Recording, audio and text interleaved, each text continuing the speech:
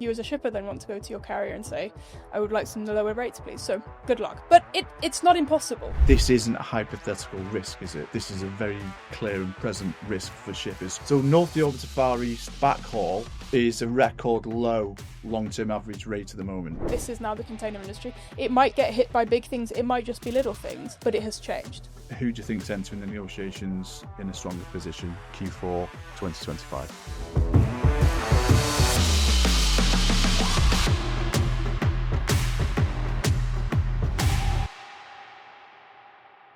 Welcome to the Freight Debate, the ultimate destination for supply chain professionals, logistics leaders, and anyone who's ever wondered what really keeps the world moving. As usual, it's myself, Phil Hennessy, from Zanetta, and our senior shipping analyst, Emily Stausbøll, to discuss the big topics of the past couple of weeks. Hello, Emily. Hello. So before we get onto the main topic of the Freight Debate this week, which centres around long-term rates, just a little bit of kind of news that's floating around. There was an article in Lloyd's List fairly recently about USTR port fees, Emily. There's been extensions to tariffs generally, still some uncertainty around USTR port fees. We've discussed it in the past, but it's another thing that's kind of muddying the water, isn't it? Yeah, and another thing where we're kind of looking towards a deadline, which is in the middle of October for the implementation of these, with still question marks around are they going to be implemented? And that's kind of what we've gotten a little bit used to. I think the big distinguishing factor between this and tariffs is this is primarily on the carrier's shoulders. Sure, they will try and pass that on through surcharges, but as a shipper, it's not something you can actively do anything about. So kind of there's a focus there on the tariffs for them, and then the ship owners are the ones really dealing with these port fees. Yeah, and it's interesting because we had a conversation earlier today, didn't we, around surcharges, and we have great conversations, don't we? We talk about more than shipping sometimes, but we were talking about surcharges, weren't we? And the kind of complexities that brings into rates, and what is a rate? There's handling charges, there's Red Sea surcharges, peak season surcharges, USTR, EU ETS, whatever other acronyms you want to throw out there. It's getting more complicated, isn't it? It probably would help shippers, wouldn't it, if they didn't kind of have to have USTR and it was just a tariff, an import tariff. I wouldn't go that far. I think you'd be more up for paying a couple of $100 as a surcharge per container than tariffs, I think. But what makes this one a little bit intriguing is that not all carriers are hit the same. Arguably in the first month of the Red Sea, all carriers were hit the same. Bunker costs, there's not huge variation between them, but for the USTR port fees, it's really Costco and OOCL that gets hit. I've heard from several of our customers from shippers who've been saying that their other carriers have basically said, we are not going to charge you a fee on this, and are kind of using that as a competitive advantage because, yes, they do have some Chinese-built ships that maybe at the moment are on US trades, but they have enough sort of ships in their fleet to be able to work around it, to make sure that they remove their Chinese-built ships from US trades, and they don't have to pay any of these fees. Whereas Costco, OOCL, they're going to be hit hard, and they are going to be looking to pass those surcharges on. So it becomes a bit of a competitive advantage for those other carriers who can play this differently. A future episode of the Freight Debate, I think, isn't it? We'll be back. We don't run out of things to talk about, do we? And on that note, this week's Freight Debate episode is around long-term rates, because we often talk about spot rates, don't we? And spot rates kind of dominate headlines. We get so many requests from the media around what are spot rates doing on the Transpac and such like. We don't tend to be as much about long-term rates, because spot rates are just this kind of more immediate reaction to these market shocks. But for shippers, the long-term rates is where it's at, is it? But yeah, for the majority, they will have a substantial share of their goods moving on the long-term market. And it's not as often that you have to check the spot market, because you'll have longer lasting contracts. And what the spot market is doing is also important to take into consideration in your long rates. But clearly the spot market is what gets the headlines most days. Yeah. Okay, so you wrote a really good blog for the Zanetta website, which is live on this very topic. So I'm going to grill you a little bit on the blog on the behalf of our viewers and listeners. And in the blog, you kind of gave this hypothetical scenario of a shipper that had a long-term contract coming into validity 1st of January this year, and would probably, in that case, would be thinking about tendering again for a new 12-month contract that would be coming into validity on the 1st of January 2026. You lose track of years, don't you? They're going by this quickly. And across 4 different trades. So could you just give us a bit of a kind of overview of what, because the shippers are in a different situation, aren't they? What do they do? You know, where are they? Yeah, so I mean, it's hypothetical in the sense we took it, but it's very real for a lot of shippers that have this 12-month tendering cycle starting 1st of January. They're sort of coming back from summer holidays now, starting to think about budgeting, figuring out kind of what do we think is possible for next year, where should we lie? And then going into Q4, you start doing your tender negotiations and going through the rounds with your carriers, trying to get to that final rate. Yeah, so it's a pivotal time for kind of figuring out where their expectations lie, deciding on what's important to them. That's both in terms of rate, but also with service levels with the new alliances. So all these things kind of playing in between now and the end of the year when they will need those contracts signed. How do you set expectations against that kind of uncertainty? What do you do? Well, it's very tricky. And I think I would split it in 2, because one thing is kind of what rates you are targeting for your 1st of January tenders. And in an ideal world where everything is normal, that is also then reflected in what your budget is and how much you pay for freight next year. If we take any learnings from the past 5-6 years, it is that actually you can't just assume because you have this rate on 1st of January that that's what you're going to pay throughout the year. So it's kind of splitting it up, just figuring out what is it you're actually targeting. Is it the rates you're going through in the tender cycle, or is it how much am I paying? And that's both what freight rates can I lock in and how do those rates change, and also how many volumes am I moving, because that's also critical. And given the uncertainty these days, it's not necessarily the easiest thing to do to figure out, okay, how many containers do I need to move this year? So it's also just setting the expectations and figuring out also internally with the rest of your company kind of what are we going in for and what's important to us for 2026. Yeah. But I mean, looking at the blog that you wrote, Far East and North Europe, the long-term average down 23% compared to January the 1st, which would be the start of this hypothetical contract scenario. So 23%, even if a shipper went, I'm pretty happy with that already. A 23% reduction in your freight costs is pretty good, isn't it? So shippers are already onto this kind of winning footing, aren't they? Ahead of tenders, should they be, looking for bigger drops, or how do they approach it? Well, and I'm sure we'll get into it because it depends a little bit on the trade and what's happening there, and that's why we chose out 4 different trades to kind of go through it. But I just want to start by saying that was the same conversation we were having in 2023 when you were looking for 2024 rates. It was looking better. The market was falling, rates were down. They were going to get cheaper contracts for 2024. Many of them signed that, and then it didn't turn out. So everything we say here is kind of based on what we know now, and we know that there's a lot of different things, both stuff that we know about, Red Sea, tariffs, whatever else, but also potentially other things that we don't see coming. So that has to be kind of the baseline for any discussion about long-term rates next year. Sure. We can come on to the pitfalls and potential risks, can't we? But what are the potential rewards? What are the rewards for a shipper at the moment? Are they looking good for put the feet up and it's a buyer's market type of thing ahead of the new contracts? It depends a little bit how you see it, but overall, yes. Without saying put your feet up and leave the desks and enjoy time off, because that's not the right approach either. But we're looking at a market that for the last 4 months of the year we expect to continue dropping, and that means we've already seen big drops in the long-term rates. And so on those major front haul trades, certainly we would expect rates to continue falling as spot rates are doing. And spot rates are really important also just for sentiment. If you're spending your tendering months when the spot rate is rising or it's very, very high, then obviously carriers are feeling a little bit more confident to push you on higher rates. If on the other hand, and this is what we're seeing now and what we'd expect to see continuing, is softening or lower rates, that puts you as a shipper in a better position when you go into negotiations. So Sure. It's kind of establishing where we are today, and you said this 23% drop, I think is what you said, compared to rates in 1st of January. So if you're a shipper, you're saying, okay, at the moment they're 23% lower if I were to sign today. These people at Zanetta are telling me rates are going to keep falling. We'll see. That's what we expect. But again, anything can happen. So that should mean that I can possibly achieve an even bigger drop for my contracts coming 1st of January as kind of a starting point. Then you add on all the other considerations. But I suppose the question would be, we do talk about spot rates continuing to fall for the remainder of the year. We talk about subdued demand just because of the general kind of economic landscape.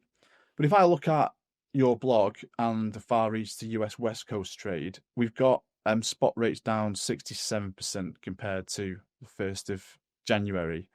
Can they drop much? I mean, is there room for them to drop much further, do you think? And that sentiment on the long-term contract negotiations, because it's going to be key, is it not, how much further they can fall? Yeah, and 6% down is a big drop. I wouldn't say it's because we've reached the bottom. You can keep falling. But even if we don't, I think on that trade, we're already at a relatively low level that puts you in a shipper in a pretty good position for those negotiations. Also because this is one of the few trades where actually spot and long-term rates are now within very close tens of dollars between them. So it's kind of getting to that level where the spread is lower. So less declines on that one on the long-term rates than when we see on other trades like Europe. And then we also have the backhaul from North Europe to the Far East there, which is down a huge amount. But there the rates are already so low, and also much lower than sort of the comparative level on the US West Coast, that there to say, okay, we expect another drop on these rates is not really realistic, because if you're paying $150 for a container, sure, you can go to 100, but it's just so low already that you're moving on to other trades that you can save more money. Yeah, so you mentioned there the spread between average spot rates and average long-term rates. If we could elaborate on that, I'd be really interested, because if I just look at your blog and pick out a couple of pieces of data, if I compare Far East to South America East Coast and Far East to US West Coast, we've got average long-term rate into the South America East Coast down over 40%, and into the US West Coast down 40%. So much of a muchness, kind of, pretty much the same in the drop in the long-term market percentage-wise. If we look at spot rates, you've got into South America East Coast down 34%, into the US West Coast down 67%. So there's your kind of the changes in your spot and your long-term market. But it's important to look at the spread, isn't it? Because if we look at Far East to US West Coast spread between the long and short-term market, spot rates have actually dropped below long-term rates at the moment, or certainly at the time the blog was written. Whereas the Far East to South America East Coast, spot rates are over $1,600 per FEU, higher than the long-term rate. So if we just look at the kind of long and short-term rates in isolation, you can tell a story. But it's that spread, is it not, that really kind of brings this situation into sharper focus? And why would that be? So if you're a carrier and you had the choice of taking a container either on the spot or the long-term market, and let's just say all else being equal, so they're not interested in you being a large volume shipper, none of it. They've just got two boxes. One, they'll get $1,500 more for than the other. It doesn't, I know which one I would take. And that's when we talk about the risk of that spread increasing. It's that risk that your cargo gets rolled. It doesn't get chosen. And we've spent a lot of time on it because it's been a huge problem ever since the pandemic, that we've had these huge swings in rates and the long-term market often moving slower, which exposes this thing. Your long-term rates are too low when the spot market is rising. And then at the end of it, actually the other way, you've signed up for a long-term rate that's much higher when the spot market drops. And of course, you as a shipper then want to go to your carrier and say, I would like some lower rates, please. So if you're looking at kind of going, good luck. But it's not impossible. We've seen it in the past, certainly for some of the volumes. And if you can't do that, then you will move as many containers as possible onto the spot market. We see it all the time. Yes, you have your kind of the volumes you've committed, but if you have any leeway and you can see the spot market is much cheaper, you are also going to take your containers and move it on that instead. So it moves two ways. And I think what's interesting now, and if you're going into tender, kind of looking at Q4 and looking at this $1,500 spread on the South American East Coast, I would be quite nervous to push for much lower long-term rates than what they are today, assuming the spread stays the same, because I would find that quite high risk exposure. Now, there's something else, in that we still have 4 months before these rates come in, and I think what's interesting with the South American East Coast is that spot rates really spiraled later than the US trades did, and they're now coming right back down. But obviously they're earlier in that process of coming back down. So I would be quite surprised if we're still looking at $1,500 difference come 1st of January, which means that actually you probably should be able to push a little bit more on those long-term rates. But as long as the spread is high, you're exposing yourself to a lot of risk. And just because at the moment that spot and long on the US West Coast are the same, and you sign that doesn't mean you're insulated for the next 12 months, because the spot market can rise and it can all go wrong again. So, but it's just kind of putting yourself in, where am I in this spread and how much risk does that then expose me to? And some shippers will be willing to take that risk in exchange for lower prices, and others, it would be more important to guarantee that those containers show up when and where they need them. Yeah, but this blog is a hypothetical blog. But the risk isn't hypothetical, is it? And you know, just from kind of my experience with Zanetta, I joined Zanetta kind of October 2023. So all I've ever known is this situation. All I've ever kind of talked about since I joined was this risk of a spiraling spot market. So back in October 2023, it was just a couple of months before the Red Sea crisis escalated in the December of that year. And, you know, I remember some of the first conversations when I joined Zanetta was about shippers who had been caught out by this during the pandemic, in terms of the kind of spiraling spot rates in the kind of early part of the pandemic. And then it happened again. So it's already happened twice. You could argue it happened again around tariffs, but maybe kind of to a lesser degree. But my point is, this isn't a hypothetical risk, is it? This is a very kind of clear and present risk for shippers who are saying, actually, spot rates are dropping, long-term rates are dropping, I'm going to chase the bottom dollar. It's not necessarily the right strategy, is it? No, and I mean, you can definitely have a broader discussion about whether the volatility we've had over the past years is now just what container shipping is. That we just accept that actually the cost base and the rate we're separating the two. Carriers will push rates as high as they can when they're in power, and shippers will try and pull them down as much as they can. But that we've kind of building in this much higher volatility where you have to be more aware of the spread. Because pre-pandemic, it just wasn't an issue really, because you'd have maybe a max of $1,000 for a little bit here and there, but it wasn't an issue as it is today. And that to me is because of how much the industry has changed, how much carriers in particular have learned from the pandemic, and how rates can go up. And then of course shippers are saying, well, if they're going to push it up on that side, we're going to pull it down on the other side. But to me, that's a longer term shift, and we can't just say, like a little bit like we said in 2023, we were starting to say this looks like a normal tender season, and I think probably we should stop saying that at this point, and we should say this is now the container industry. It might get hit by big things, it might just be little things, but it has changed. And it has changed in a way that you need to be aware of that risk. Sure, but it's not just risk based on individual shippers. It's based on so one shipper may have a different tolerance to risk than another shipper. But actually, one shipper might have a different tolerance to risk across different trades as well, would they not? Because, you know, if you look at what have you got in your blog here? There's a really interesting one, isn't there? So North Europe to Far East backhaul is a record low long-term average rate at the moment, and actually the average rate on that trade is $152 per FEU. And if you remove the terminal handling charges, is actually a negative rate. So clearly those rates can't drop any further, can they? So that trade, how a shipper approaches that trade, surely is going to be completely different to how a shipper approaches procuring freight into the South America East Coast. You cannot say this is how we're doing it and this is how we're doing it on every trade.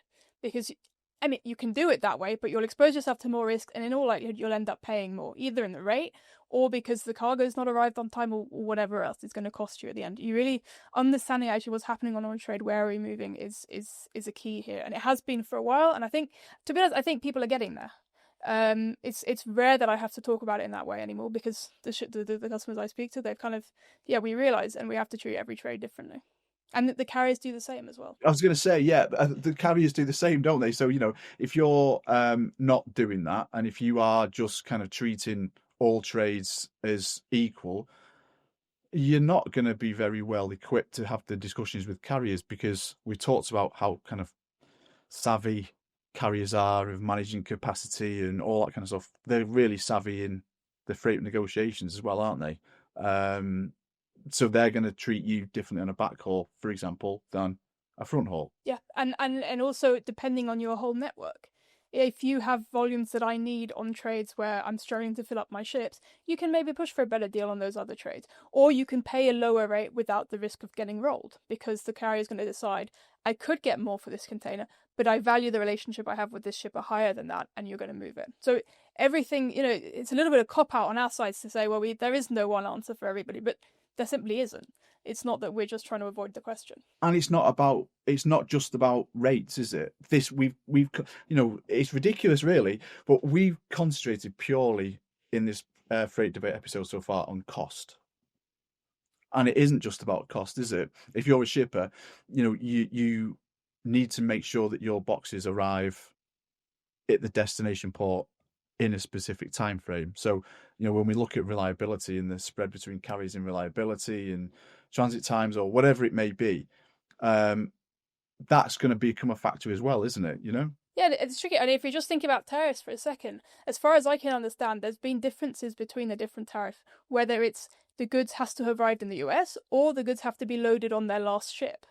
If they have to be loaded on the last ship, as long as they're on the ship, it doesn't matter how long that ship takes. It could slow steam, it could sail around the world, it could get stuck outside the port, as long as you're on that ship. Whereas it's a completely different scenario if you need to get it in before the date, because then actually a high reliability, a low transit time becomes key in avoiding those tariffs.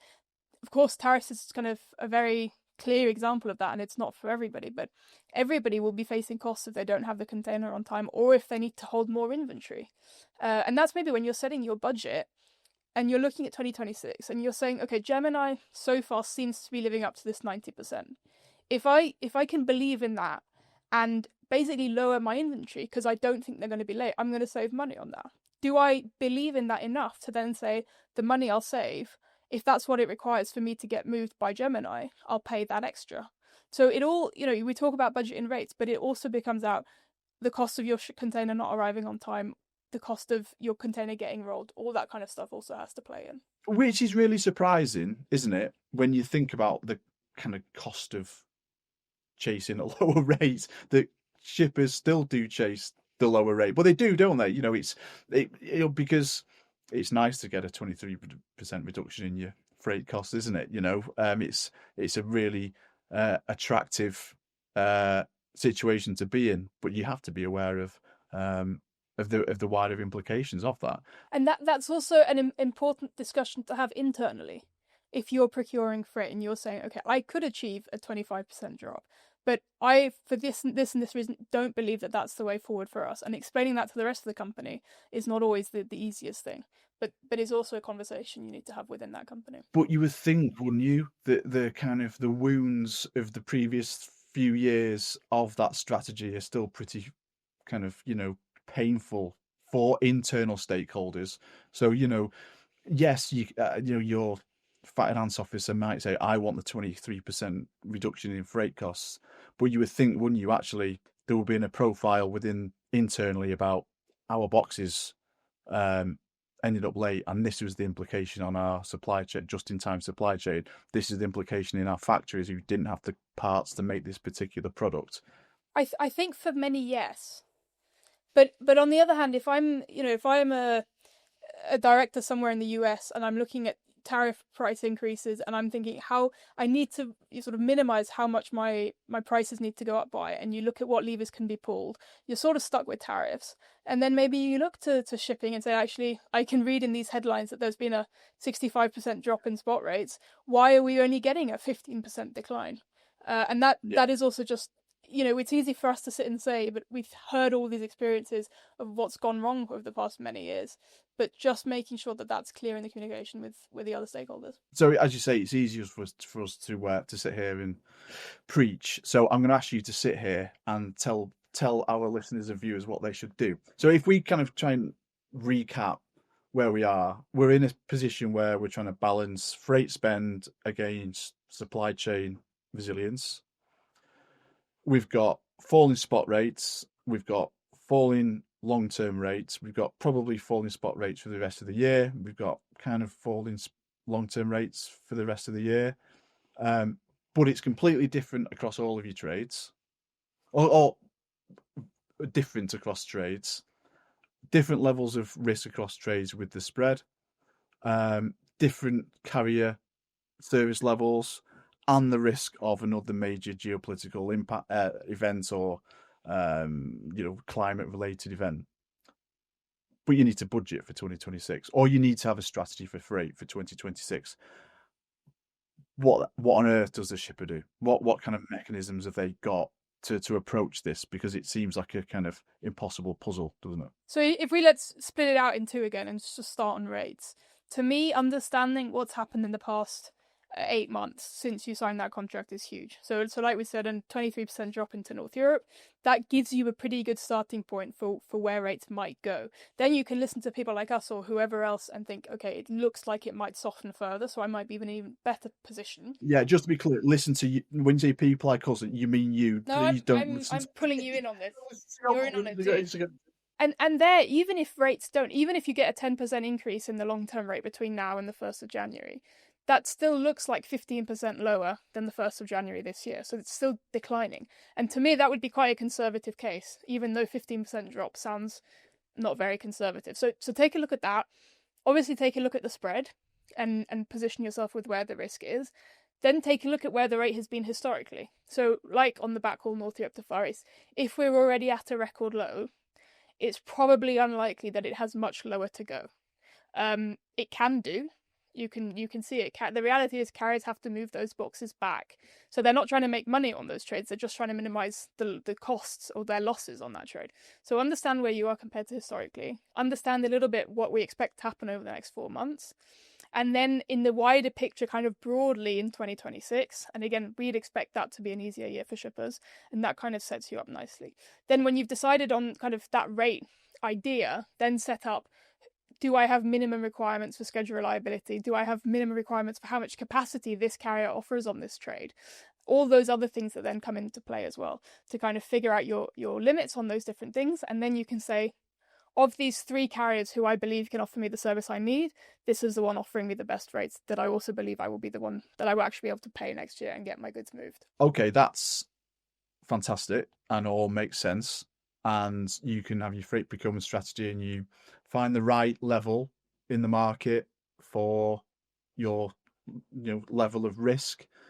But then during the lifetime of your next contract, 1st of Jan 26 to 1st of Jan 27, long-term rates continue to fall. So then your chief finance officer in your business says, hang on a minute, we locked in at $2,000 per FEU on the 1st of January. They're now at 1,500 and we move 10,000 TEU a year. Why? Or we lock in at $2,000 per FEU on this trade. I don't know, something, there's another drought in the Panama or whatever it may be, another major geopolitical event happens, and I don't think anyone would bet against that. And spot rates spiral, and your boxes are rolled, and you don't have parts in your factories to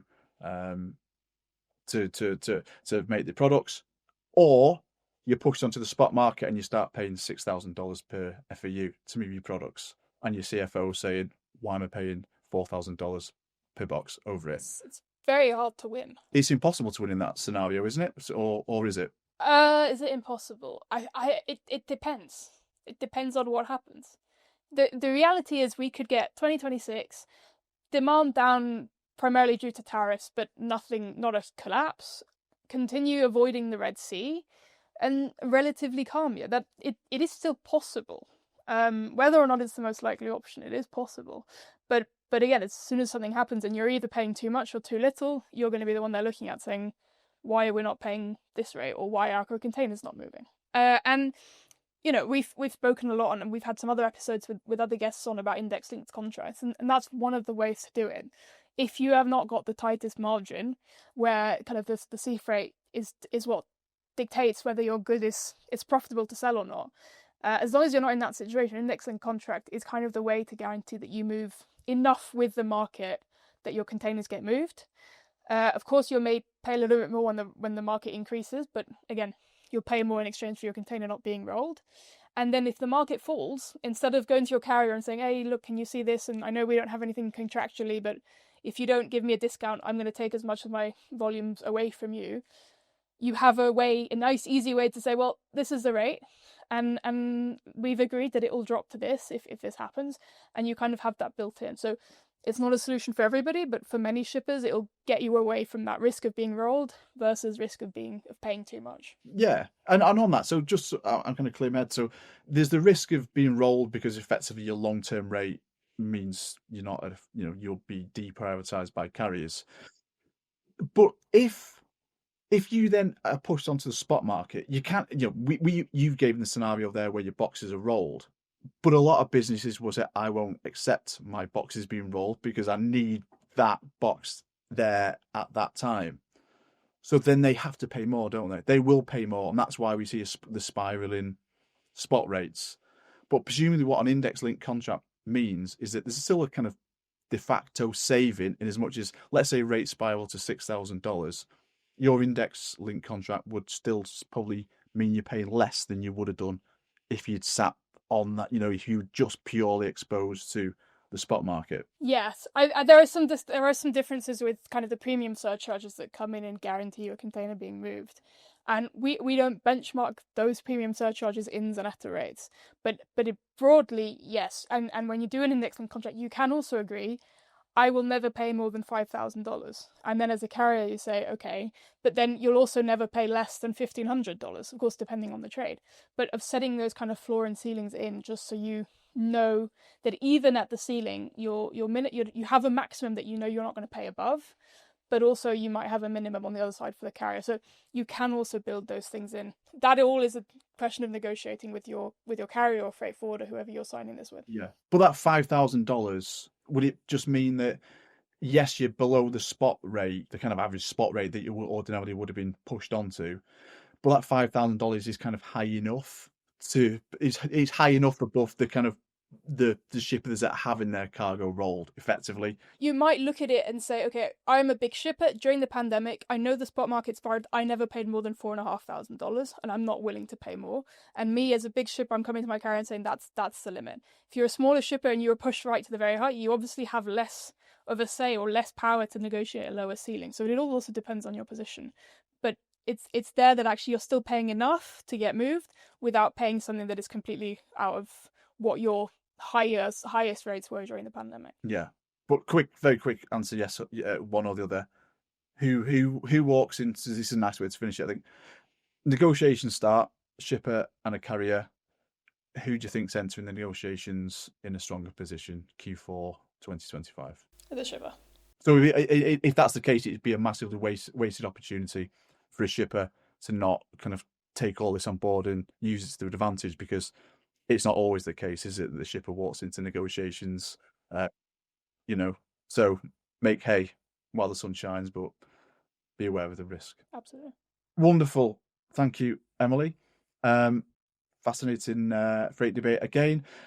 Again, if you want to read more about all the topic in this episode of the Freight Debate, Emily's blog is live on the Zanetta website, looking at the budgeting ahead of 2026 for shippers, and it is a brilliant blog, actually. Even though the author is sat next to me, I'm happy to heap praise on you. It is brilliant. Thanks, Emily, for your expertise as always. So thank you. If you did like this episode, then please hit subscribe, like and share to your heart's content, and until then, we'll see you on the next episode of the Freight Debate. Thank you, everyone.